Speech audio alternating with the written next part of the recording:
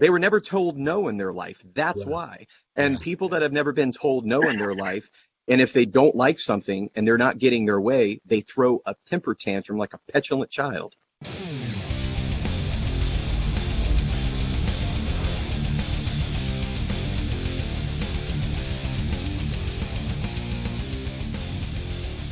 The following contains adult language and poorly impersonates celebrity voices and parodies. Listener discretion is advised. Ladies and gentlemen, Magister Kevin I. Slaughter. I want to read a grip of poems from two things that I just recently published. The first is from a collection titled Black Riders and Other Lines by Stephen Crane. In the desert, I saw a creature, naked, bestial, who, squatting upon the ground, held his heart in his hands and ate of it. I said, "Is it good, friend?" "It is bitter." "Bitter," he answered. "But I like it because it is bitter and because it is my heart."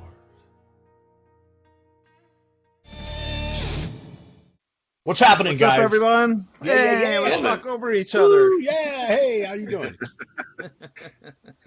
Feels like it's been a long time since we did this. Everybody's great to see you guys. Except Adam, he doesn't do anything. We can't see Adam. Oh, there he is. I'm here, Hey. see? Here you go. Right. So, gentlemen, we have a special guest today. He's a fairly new member of the COS. He's made a couple of posts online, and I befriended him and started chatting with him, and he seems like a real legit guy. So please welcome citizen of the Infernal Empire, Jeff Hale. Thank you, gentlemen. Good to be here. I appreciate Hale, Jeff. Hail, Jeff Hale. How you doing? it. Doing well, thanks. Appreciate you guys Might as well having get me used to tonight. hearing that. You're gonna every time you meet another member, you're gonna hear the same shit. So I got to tell the audience because they're not seeing video; they're hearing the audio. We're going. He is dressed very dapper, and he's got this beard that won't quit. It's amazing. It's amazing. Thank you, sir. Adam it's too loves it. legit. Yep. So, Jeff, Hi, you have a Jeff. lot to say. yeah, You're a I saw man a of post. many You words. said I saw online. You said I'm going on the Devil You Know podcast, and you had a list of all these things I had no idea we were talking about. Yeah, so Let's I talk was just about throwing you some first, topics you out know? there. Yeah, how about Certainly. you, man? What do you do? Tell us about you. What do you do, and this and that, and how you found us. Sure. So right now I work in the cigar industry, premium cigar industry in southwestern Ohio.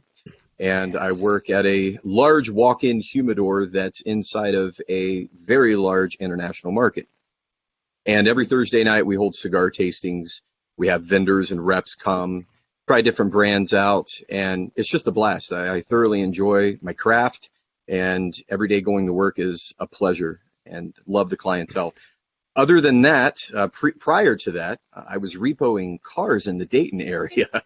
So it's quite the stark contrast, of what I'm doing now. And then previously to that, I worked as a deputy clerk in the court system. So, yeah, a jack of all trades, I suppose.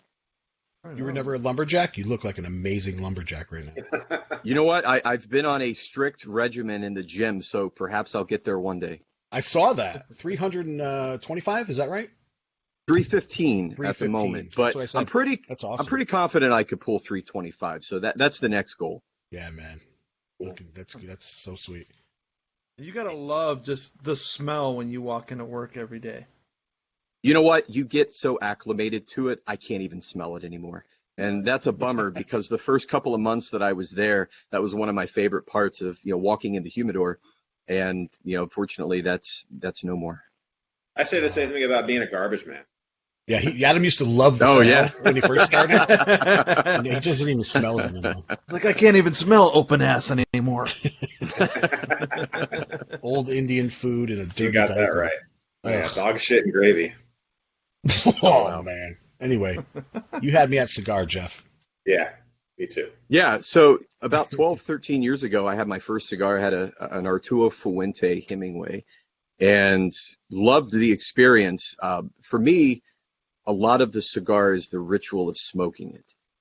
The people that it brings together, you can have, like at our tastings, for example, you have guys from all walks of life, you have guys from different backgrounds, but the cigar brings them there, and it invokes such stimulating conversations, and it's a lot of fun. So the Epicurean in me obviously enjoys the indulgent aspect of it, but also the culture that it brings as well. Yeah. Yeah. Yeah, we've got a local place here in Phoenix. It's called Magnum's, and we go down there sometimes. It's almost like a little speakeasy, but it's not hidden. It's like everybody knows where it is. But it's a cigar Sure. lounge, and there's no riffraff there, man. Everything's very expensive, the alcohol, but the bartenders are amazing. The music's amazing. As it should be. Yeah, it's just really awesome to go there all the time, and it smells awesome. Perfecto. You went to Perfecto by my house, John. Yes. Yep. It's a great place. Relaxing. The ritual is relaxing. Actually, Yes. always like I never really social unless I'm with one of you guys. I'm usually I order from Cigars International. Just Yeah. smoke on my own. Really. It's Yeah, my more father-in-law the does that actual too. Smoking, but I wish It we was a could compete nice with their prices, change but from that's quitting. Yeah. yeah, That's of course what drew me to it. Yeah, obviously. certainly. I used to have there was a long time when my first daughter was born, my father-in-law showed up with a couple of cigars, and we went out in the front of the hospital and the smoking area and lit up, and the cigar was amazing. It was called Rico's Dominicanos, and they no longer. Okay. Yeah, have you ever had I've one heard of the those? name. I've never had one myself. No. Yeah, I think it's from Nicaragua or something, or Dominican Republic or something. And Rico's Dominicanos, and they closed up with that cigar. I've never had one better. Like, until I had that Cuban, of course, but that was Sure. an amazing cigar. And it's They went funny out of too, the way your palate changes. One minute you have a favorite cigar, you go back to it and it just doesn't hit the same. And Yeah. I had that experience not too long ago with something from the My Father factory called the Don Pepin Blue Garcia. And it paired incredibly well with the Elijah Craig, but I went back to it and it didn't hit me again. But as you well know, there's such a selection. There's no shortage of great cigars. Yeah, absolutely. No kidding. Nowadays, man, it's insane how much there is. And some of them, of course, you get so many that are owned by the same. Like Alec Bradley has so much to offer, and so Drew Estate is, of course, just ridiculous with the amount of things they have. We're actually doing. Funny you should say that. This Thursday, day after tomorrow, we're going to be doing a combined event with both Alec Bradley and Drew Estate. Nice. Yeah. Nice. Right on. Damn. Very cool, man. That sounds like a fun job, I gotta say. It is a lot of fun. I enjoy it thoroughly, but other than that, I have so many other things that preoccupy my time, and it's never a dull moment. Something else. I had made a post in the group a while back. I believe it might have been my first post in reference to skydiving. That was one of my first big ventures that I did back in 2012, and I became just bored and complacent with the job that I was working, and I needed something to challenge me. And as you all know, being Satanist, the main thing is not just self-preservation, but constantly trying to achieve your Godhead and push yourself and trying things out of your comfort zone. So I took a chance and did the tandem skydive, enjoyed it thoroughly, and then started working towards my A license as a solo skydiver as well. So that's another thing that preoccupied my time for quite a while, and my bank account. Yeah, absolutely. It's Does it expensive. look like this? That's what I was going to ask. Does your beard split like one on each side? The beard wasn't nearly as long when I was doing that, but I'm sure once I get back in the saddle, it will be. You have to tie that thing up.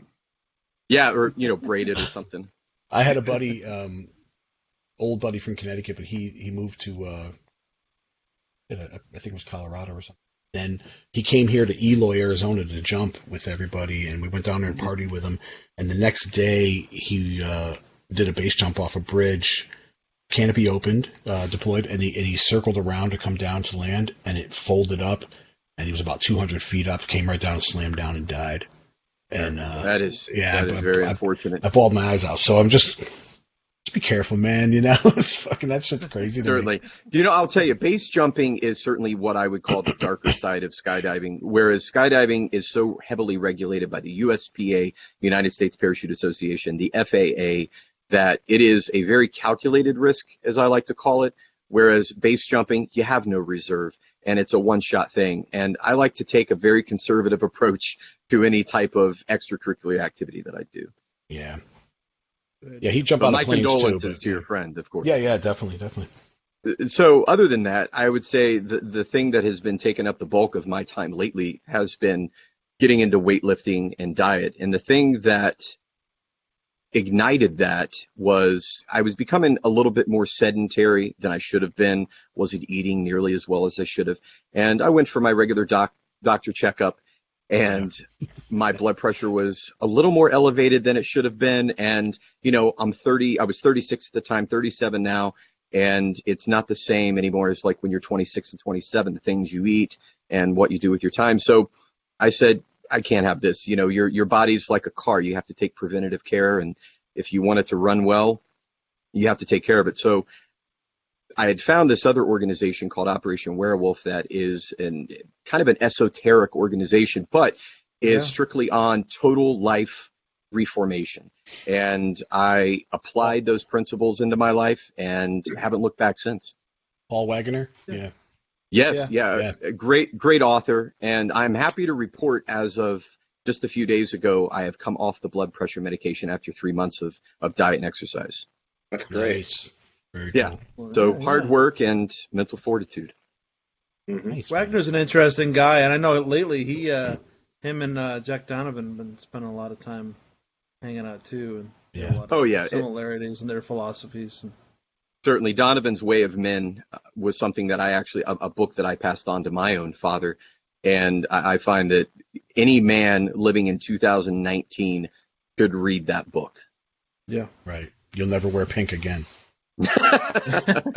Yeah, certainly. And watch out now, we're going to stir up trouble. Oh boy. Well, here we go. We've only just begun. If you have me on your podcast, there's definitely going to be some feathers ruffled. That's for sure. Well, we excel at that, even when we're not trying. Excellent. Yeah. Even when we don't even really say it. Mm-hmm. Right. Right, exactly. Right. Yeah. Apparently, I've said. It just comes naturally. No idea I said them. Yeah. It's awesome.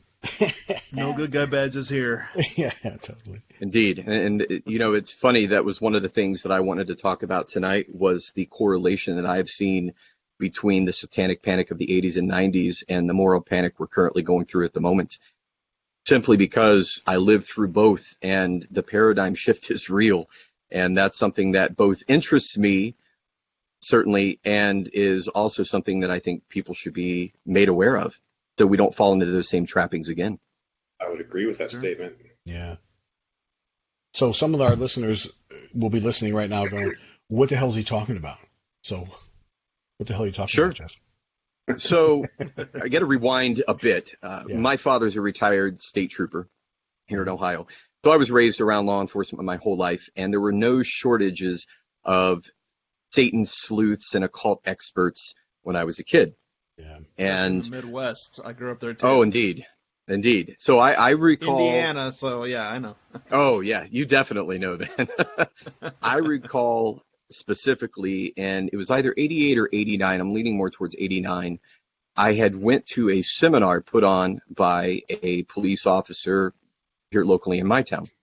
And I remember one part in particular where he was referencing the Eagles Hotel California and its correlation to the Church of Satan with the mention of 1966, et cetera. And walking away from that, and then, fast forwarding to now, listening to him talk, or anyone from that time period talk, and then listening to a third wave feminist professor talk today about gateways to the alt-right and white supremacy. It's amazing, the mental gymnastics it takes to get to that point, but also the similarities. It's the same panic, just a different boogeyman. Man. They're flexible, yeah. Yeah, yeah. But their leg behind their head and shit. Yeah, indeed.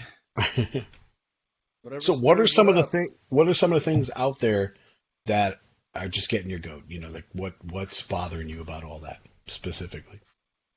Well, for me, I am a free speech absolutist and a constitutionalist through and through. So anyone who... As all Americans should be, yeah. Agreed. And I guess what's kind of getting my goad the most right now, and, I mentioned ruffling some feathers, here we go.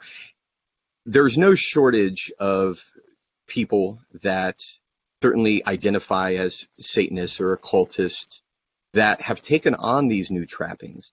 And it's very strange to me because it had these people, I equate it to people living in the 80s and 90s, say that were Satanists at the time, and almost lauding the ideas of these individuals that are giving these seminars and speeches.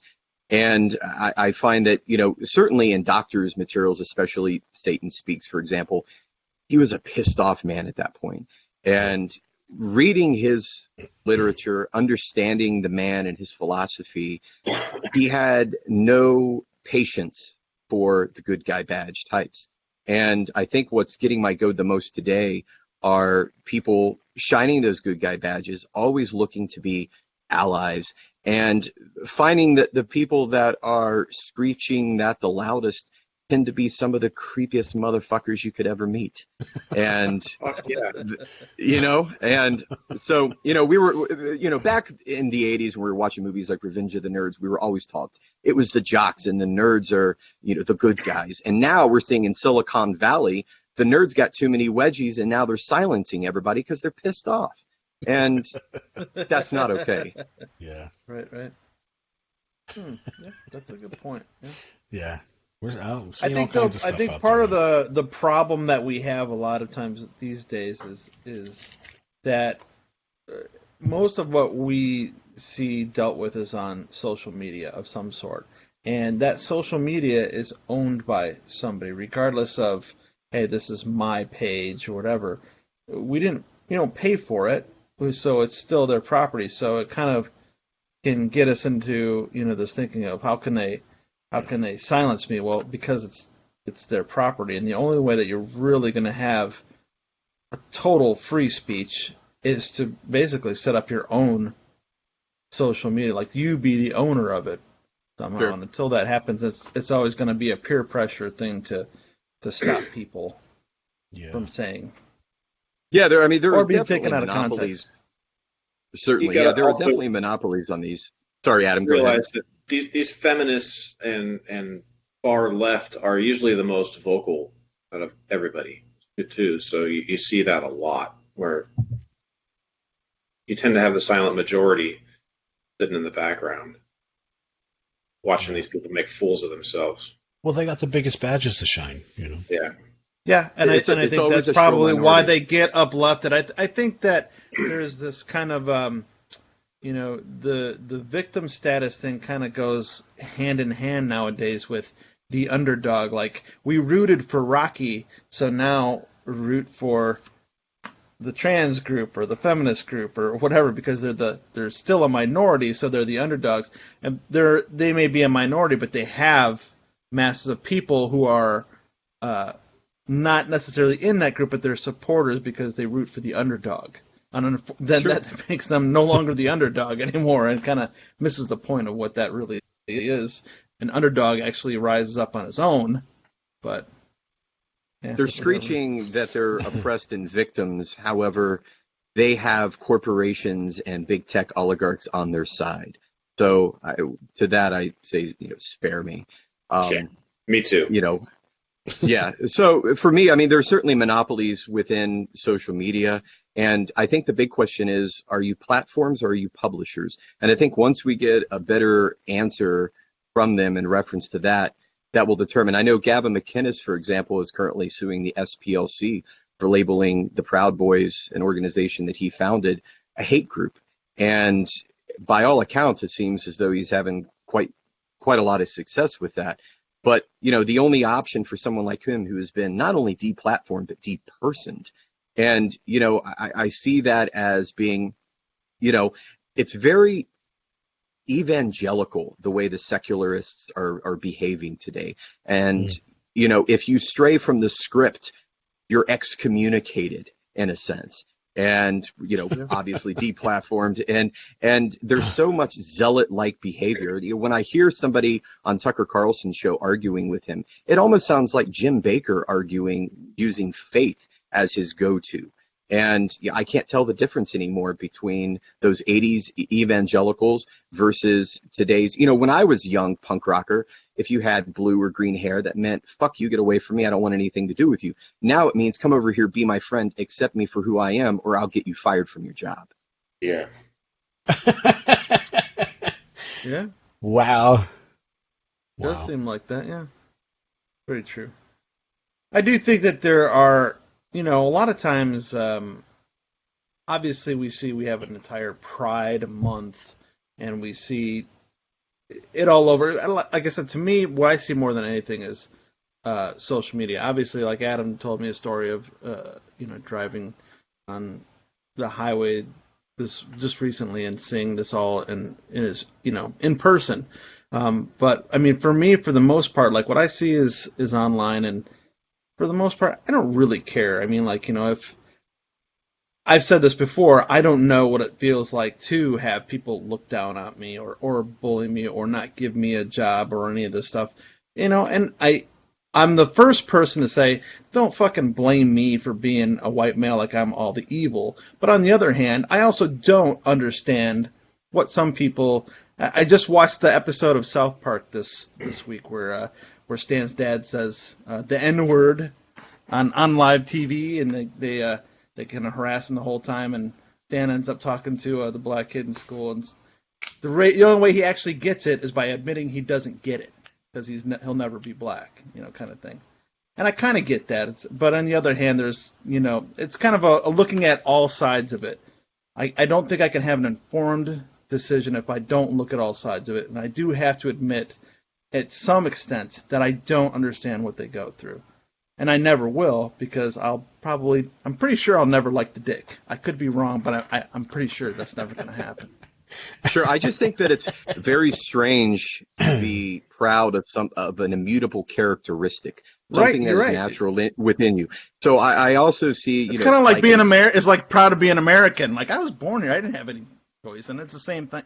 Sure, it's the same thing. Yeah. Pride on I truly feel that being proud of your accomplishments, things that you've done yourself, that's something to be lauded and applauded. But by saying something, whether it be I'm gay and I'm proud, great. But if that's all there is, then that is so one-dimensional, and it becomes a worthless piece of veneer that you can see through, and it exposes for them for who they are. Yeah. Well, I mean, for some, that's all they got. I mean, that's pretty fucking pathetic, isn't it? It is definitely it's a look at me, hey, I'm special too, kind of a thing for a lot of them. Like, don't forget about me. It all comes back to that. Don't forget about me. I'm special too. So whatever the bus is to jump on this week, that's what you got to jump on. So you can say, don't forget about me. Sure, and we're currently living in a climate where it's equal outcome rather than equal opportunity. And I think when you are focused on the former, that is a very dangerous and slippery slope. I think it was Friedrich Hayek who said there's all the difference in the world between treating people equally and attempting to make them equal. And as Doctor said in Speak of the Devil towards the end of it, that death might be the only true equalizer, and even in death, there are some better looking corpses than others, so maybe not. Right. Yeah. Jeff, let me ask you, how do you feel about things like, PC culture, things that are other make-believe things like SJWs and like, make-believe things like toxic masculinity and hate speech and all these things that people are making up to as if it's something real or whatever it is. I mean, how do you feel about that type of stuff? Well, I feel that language has been used for millennia to castigate individuals. And, we saw it back in the 80s with obscenity laws. Now it's hate speech laws. It's the same thing. And, for myself, especially when we're referencing something like masculinity, that's inherent within us as men. And I think when you start browbeating children at a very young age, telling them that what's inside of them is unnatural, that's no different than an evangelical Christian telling them the lustful feelings they have are awful and dirty and sinful, exactly. And that creates a complex. So I think what we're going to see is, especially with this younger generation, as they grow older, having a lot more complexes in reference to that. I see them lashing out more. And I think that when you stifle man, rather than they're exorcising rather than exercising the natural beast within man. I think that you are going to create a cocktail that is not going to have a very good effect at the end. So I think all of it is centered around making people feel good, making people look better among their peers. And it's so strange, too, that people think they're so brave echoing the same sentiments as all their friends. It doesn't make you brave when everybody in front of you is applauding you. Today the counterculture would be somebody who's a bit more conservative, libertarian, and a free speech absolutist. I see that person as being way more punk rock or counterculture than somebody who's just jumping on the bandwagon to please the herd. Yep. Wow. Yeah, it's easy to be a rebel when you have an angry mob behind you. Yes. Fuck. I think it was without a cause. Yeah. Yeah, LaVey said it's hard to be evil when the whole world's gone to hell. Wow. Very true. It's awesome, man. I like the way you talk, Jeff. Me too. Oh, well, thank you, sir. I appreciate it. That's awesome. You got a pretty mouth. Oh, wait. Well, this is really taking a turn in June, hasn't it? You said you don't like. I'm celebrating. Yeah, touche. That's funny. Anyway, cool. Yeah. What do you like to do in your spare time? And that'll kind of. Sure. So one of the things that is very important to me, I am a total environments type of individual. So that was something that really resonated with me as far as doctor's material, talking about surrounding yourself with things that take you to a good place. I was raised in a very conventional household, stay-at-home mom. Father was a law enforcement officer. And the 1980s was a wonderful time for me as a kid. And I was an only child. My brother perished when he was 6 weeks old. And as by default, I was an only child. And I'm still very close with both of my parents today as a result. And one of the things that I enjoy collecting, as you can most likely see behind me here, are tons of VHS. I'm an analog junkie. And toys from yesteryear, everything from Ghostbusters to Masters of the Universe.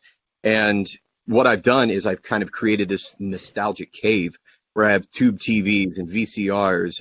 And when I immerse myself in that environment, it gets me away from all of the things that piss me off. And that's good for my blood pressure. That's true. That's true. That's usually the case, yeah. That's awesome. Yeah. Cool, man. I'd have to make a Star Wars themed place for my total environment. I'd have to have very nice. Like my own Sith, Death Star kind of area. That'd be me. Let's get some fiberglass, man. Let's do it. That'd be awesome. I would love to. I probably will eventually. When I'm not renting, I will. Nice. So, Jeff, how did you happen upon Satanism? So when I was a kid, I rented Fangoria's Scream Greats, the Satanism and Witchcraft VHS at the local video store. And I was fortunate. My parents really weren't into any of the things that I was becoming interested in as a child. So what I ended up doing was gravitate towards my uncle, who was born in the early 70s. I was born in 82. He was born in 70, 71. And we were always at my grandmother's house. And so there was no shortage of heavy metal music, horror films, anything and all things macabre. And so I remember we went to the video store. I rented this VHS. I brought it home. I'm watching it. And when Anton LaVey and the Church of Satan are mentioned, of course, there are many misconceptions within this documentary. And I was too young to even understand it anyway.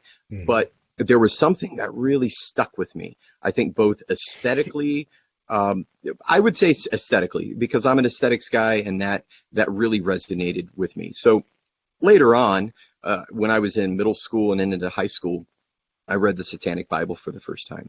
And I remember I read it in one sitting. And like many other Satanists, I read this book and went, I've already been living my life according to this. Apparently, this is what I am. It was like a mirror reflecting back at me, because I always had these kind of what I would call conservative leaning values mixed with this love and penchant for the macabre and the unconventional side of life and the darker side of the human condition. So when I read this book and it was in support of law and order and justice and the individual over the collective, had the Ayn Rand objectivism throughout, because I believe it was LaVey who said, I give you Ayn Rand with trappings. And that for me was amazing, because my other favorite book at the time was The Fountainhead, which, in my opinion, the courtroom speech that Howard Roark gives is the most satanic thing that has ever been put on film. And I think another one of my favorite parts in the film adaptation is when the gentleman asks him, his adversary, what do you think of me? And any words you want to use. And he simply responded, but I don't think of you, and walked away. And that was a really great lesson for somebody who was brewing with piss and vinegar and wanted to always lash out at someone who was, trying to, test me. And it taught me that some people just aren't even worth your love and hatred. Love and hate are too precious a thing to waste on the undeserving. So that was how I came across Satanism. And then in 2012, I decided to throw my lot in with the devil and join the church. And actually this week, I'm going to be submitting my application for active membership. Nice. So did your family Seems know like you've that got a hold on things pretty well? So yeah, you do. Does your family know about your affiliation? Yes. So my parents, whom I would say, and it's very strange because a lot of people, as they get older, it's much more difficult to process information with kind of a bias nature already built within you. And they were always taught the name Anton LaVey was synonymous with evil, the Church of Satan, Satanism. And I think through one of the tools that I used was reading from the book without saying the name of the book, and having my father going, yeah, I agree with that. Yeah. And, later telling him, you do realize that, this was that evil book that you were told, that you were told of. So that was because, a lot of people, they just wouldn't care. They would be very flippant about it. But I'm very close with my family, and it was important for me that, I'm going to do what I'm going to do because I'm an adult. However, I want you to know what it is I'm affiliated with. Yeah. And it's important, if I'm going to don a symbol, that you know the nature of said symbol. That's cool. A lot of people. And my father actually, my father actually came to my defense later on when I was working at the court, and I was actually terminated by all accounts for my affiliation. And of course, I could have pursued litigation to some degree, but I was pursuing new avenues that took up a lot of my time, and felt through destruction ritual. That person is actually now in the midst of a lawsuit for various things. So perhaps, those things happen. So for me, it was important to move on. However, upon my dismissal, he was taken aside and explained, your son, he's into the dark arts, and you might want to get him some help. And it was great because here's my father, a boomer, and you know how important saving face is to boomers in front of their constituents and friends, coming to my defense for a half an hour, lecturing them on what Satanism was, who his son was, and him then leaving that job because he's since retired and was doing the bailiff work kind of part-time on the side. And having him stand by my side, shoulder to shoulder, made our relationship that much stronger. Wow. Yeah, it's awesome. Yeah, very cool. Very cool to hear that. Yeah. Right on. Sounds like you've made quite an impact then. Yeah, and kind of wherever I go, I tend to make that impact, whether it be positive or negative. I like to think that I'm at least living through, my will is being projected onto those around me. Mm-hmm. And, that's magic at work. Yes. I find that quite regularly because I, as an artist, I have a pretty wide range of customers, people who are, diehard Christians, people who are atheists, people who are, anything in between. And especially, down here in Florida, I mean, we get a lot of people from the Midwest who move down here. So, I've got a lot of people who would call themselves, Christian, even if they don't even really know what that means. But I've found that, my reputation is excellent in my, reviews online, and then when they find out, it's like, wait, you can't be a Satanist. That's not right. You can't be. Yeah, I am actually. The guy that you've been, giving all these great reviews to and suggesting everyone come to me. Yeah, that's true. And even though I did a really good job on your Jesus tattoo, that's the one that surprised the hell. I'm like, what? Yeah. Well, why wouldn't you? Yeah. That is your craft, and working at your craft, you want to be the best you can be. Exactly. Yeah, absolutely. Of course. But that's not always easy to for them to get. Oh, certainly, yeah. I think that that mental emancipation is difficult for most people. But it's really satisfying to let them know once you've reached so much praise. Yes. And then say, what's this necklace about? You want to know? Like it's sure. It's kind of fun to see the look on their face and go, but no. But I thought. Yeah. I thought you were a Christian. Yep. Yeah, I've heard that before. When you're doing dealings with someone, he's a good Christian man. Funny how you typically get screwed when you're dealing with that person. Right. That's true. Yeah. Jeff, what does Satan mean to you? They're the worst tippers. Oh, Pardon yeah, me? definitely. What does Satan mean to you? Satan represents mental emancipation from the herd. A world that has become so sterile and vapid. It represents creativity, individualism over the collective, an understanding of man's nature and inherent values that, rather than the subjective feelings of a small, shrill minority. Basically, it's totalitarianism over the totalitarian little shits that are trying to silence me in my world and trying to take away my little bit of happiness. And to me, that's what it represents. Nice. Excellent answer. Yes, Yeah. sir. It's in the top 100, definitely. Thank you. Yeah. Right on, man. Jeff, it was great meeting you, man. You are now a devil we know. Well, that's You're a pleasure. definitely one of us. Yeah. Oh, you're like right in line with us, which is weird. I am very grateful to have this opportunity, gentlemen, and I hope that we can do it again sometime. Yep. I suspect you'll be back. We'll probably have to pull out a Circle of Jerks soon anyway. Yeah, have you on a Circle of I Jerks. think you'll fit Fantastic. Yeah. Oh, yeah. Fantastic. right in. You're a jerk. Thank you like again. us. You're a jerk like us. That's awesome. We're the minority, and we're oppressed. All right. All right. Till next Okay. time, everyone. Hail Satan. Hail Hail Satan. Hail Satan.